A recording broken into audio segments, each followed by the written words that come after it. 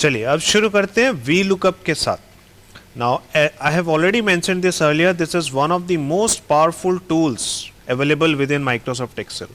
Why so? Because it allows you to search for a particular value in a big jungle of data. Yes? And you will also agree with the statement that it is really a powerful tool once you get to see what it can do. Alright, so let us begin.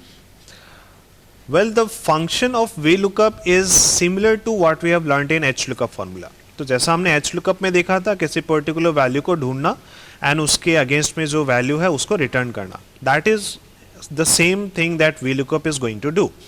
तो VLOOKUP और HLOOKUP में फ़र्क क्या है?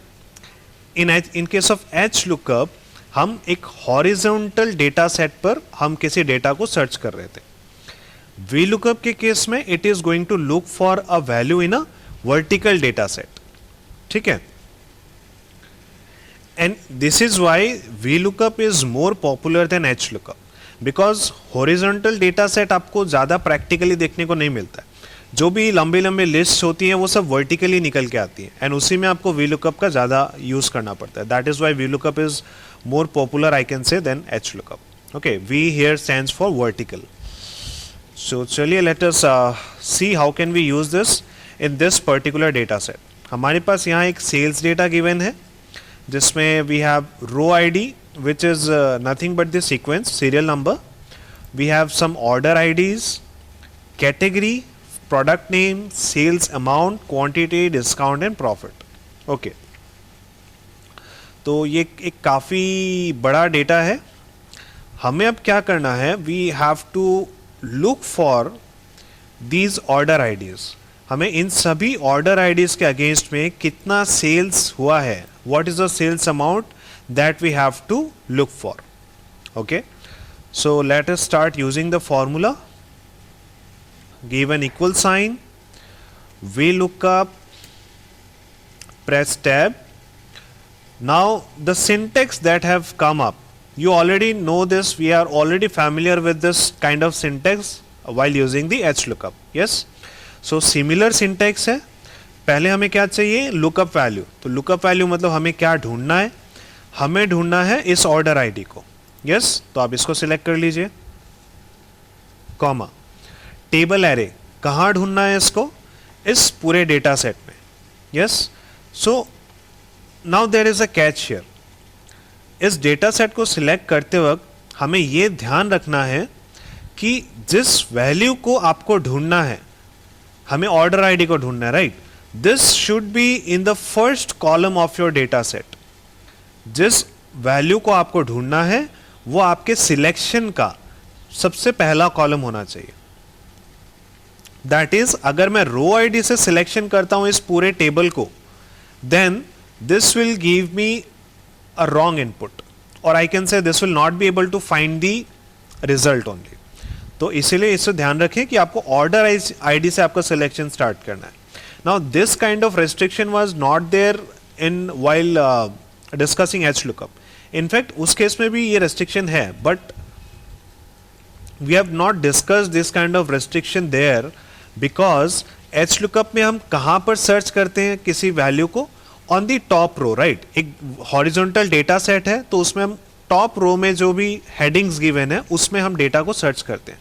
तो by default जब हम उस पर्टिकुलर डेटा सेट को सिलेक्ट करते हैं तो हम वो टॉप रो हमारा पहला रो ही होता है हमारे सिलेक्शन में. तो उसमें इस चीज़ को ध्यान रखने की अलग से ज़रूरत नहीं पड़ती है.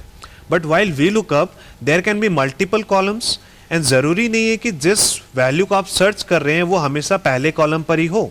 जैसे कि अभी हमें सर्च करना ऑर्डर आईडी, बट हमारा जो डेटा सेट है इसका फर्स्ट कॉलम है row ID. So I can not start selecting from row ID. Okay, so this was a, I can say a caution कि आपको इसको ध्यान रखना है. तो ऑर्डर आईडी से अब आप इस पूरे डेटा सेट को सिलेक्ट कर सकते हैं. So I use shift control down then shift control right. तो ये पूरा डेटा सेट सिलेक्ट हो गया. Then give a comma. अब नेक्स्ट ये पूछ रहा है कॉलम इंडेक्स नंबर. तो as we have already seen कि कॉलम इंडेक्स नंबर का मतलब हो गया हमें क्या ढूंढना है, किस कॉलम में हमें वैल्यू को ढूंढना है. तो what is our target objective? what is our objective in this case? We need to find out the sales amount. तो sales amount को ढूंढना है तो it should be on which column? Order ID is the first column, category second, product is third, and sales is fourth. So my column index number will be 4. Fine. Give a comma. Now approximate match और exact match. अब H lookup discuss करते वक्त हमने इसको ignore किया था.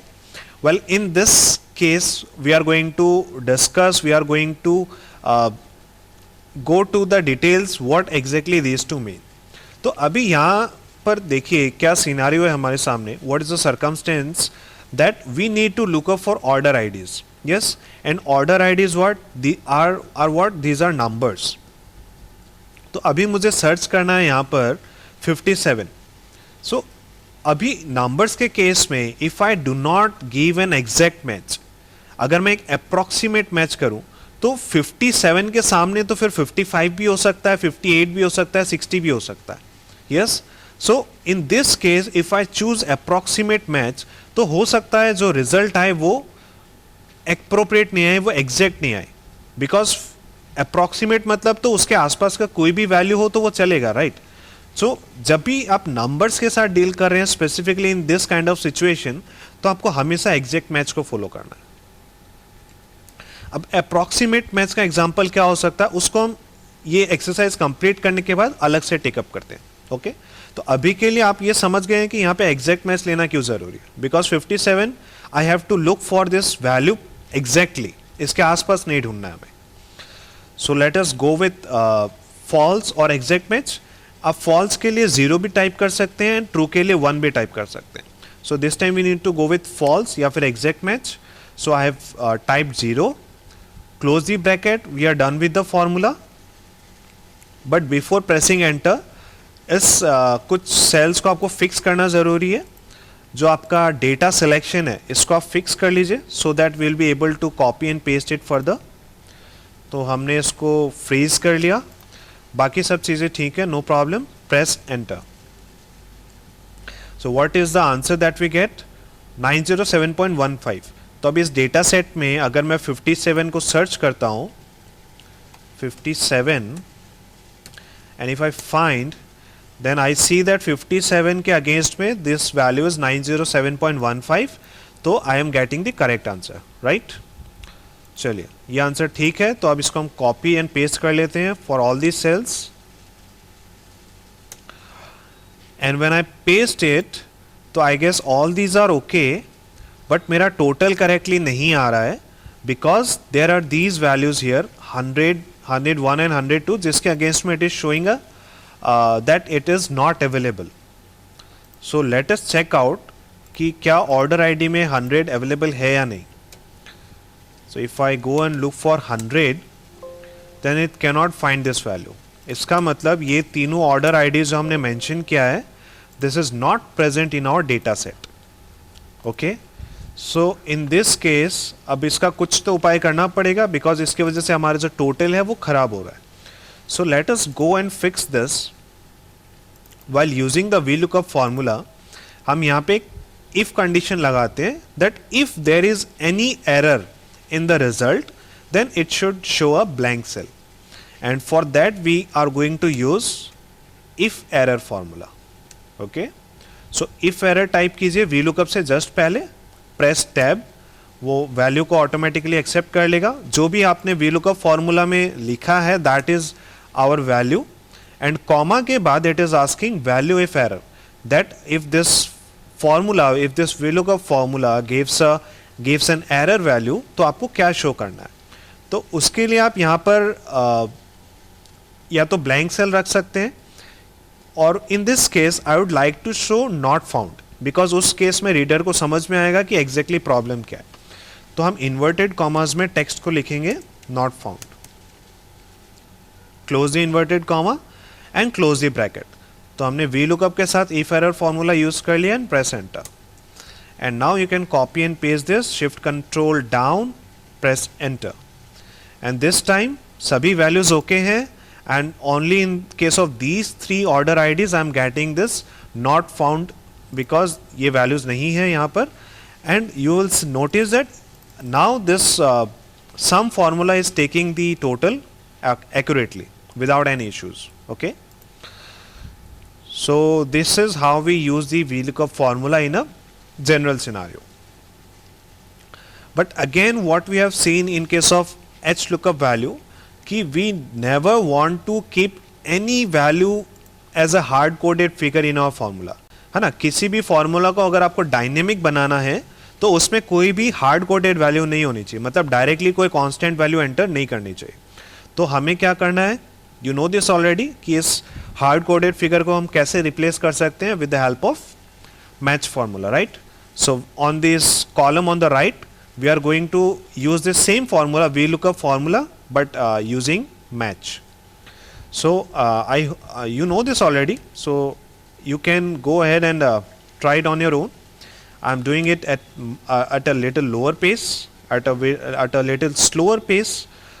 Okay, so I use the VLOOKUP formula, then lookup value is this order ID here, comma, table array.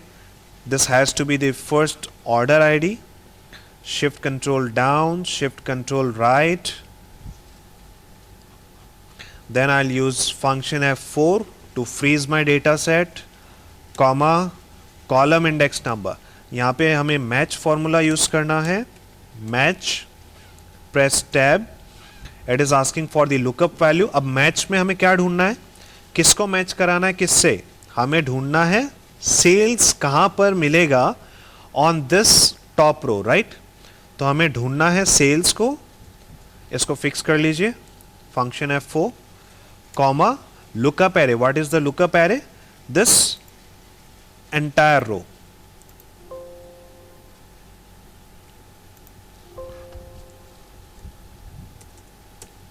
I'll look for this entire row from order ID till profit. अब इसमें इसको भी फ्रीज कर लीजिए, function F4, comma, match type is 0, exact match, close the bracket.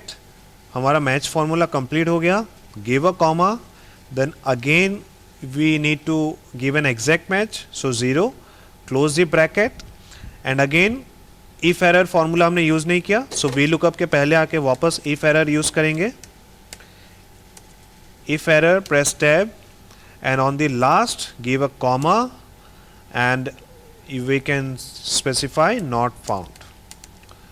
Close the inverted comma, close the bracket, press enter. So अब ये formula वैसे देखने में काफ़ी बड़ा लग रहा है, काफ़ी कॉम्प्लिकेटेड लग रहा है, but I hope you are able to understand this, कि जो मेन हमने यहाँ पे प्राइमरीली जो फॉर्मूला यूज़ किया है दैट इज़ VLOOKUP. उसमें बस हमने कॉलम इंडेक्स नंबर को रिप्लेस करने के लिए मैच फॉर्मूला यूज किया, and to avoid errors in this case we have used the if error formula as well. Okay, so now simply copy and paste this and we get the same amount without any issues. Okay, so this is how we can use VLOOKUP formula with the match formula. Okay, so हमने ये देखा कि VLOOKUP formula कैसे काम करता है, and also it is very useful as we can see, because अब यहाँ पे ऑर्डर आईडीज़ का जो डेटा है दैट इज़ वेरी ह्यूज, उसमें से किसी पर्टिकुलर सेल्स वैल्यू को ये हमें फाइंड आउट करके दे रहा है, so it is a very useful tool. But this formula also has some limitations which is given up here. What are the limitations of VLOOKUP? First thing that you cannot look for a particular value on the left side of the lookup column.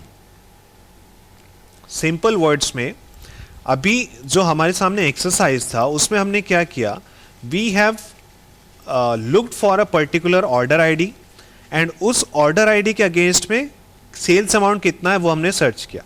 सो ये VLOOKUP किस लिए कर पाया, because sales amount was present on the right side of order ID.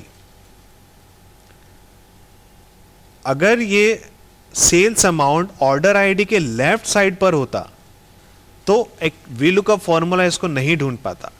Because VLOOKUP कैसे काम करता है, VLOOKUप ऊपर से नीचे की तरफ देखता है and from left to right.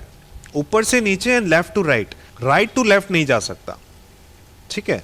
सो अगर मैं इस सेल्स अमाउंट को बेस मानकर इसको अगर मैं लुकअप करके अगर मैं ऑर्डर आईडी को सर्च करने जाऊंगा, then it will show me an error.